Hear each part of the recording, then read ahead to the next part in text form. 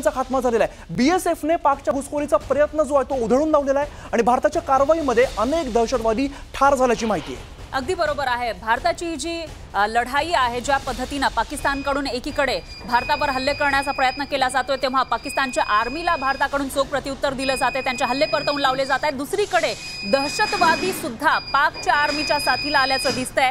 त्यांच्याकडून इथं हल्ला करण्याचा प्रयत्न करण्यात आला होता, घुसखोरीचा प्रयत्न करण्यात आला होता। मुख्य म्हणजे जैश-ए-मोहम्मद मसूद अझहरची ही संघटना आणि याच संघटनेचे 7 दहशतवादी घुसखोरीचा प्रयत्न करत होते, त्यांचा खात्मा करण्यात आलेला आहे।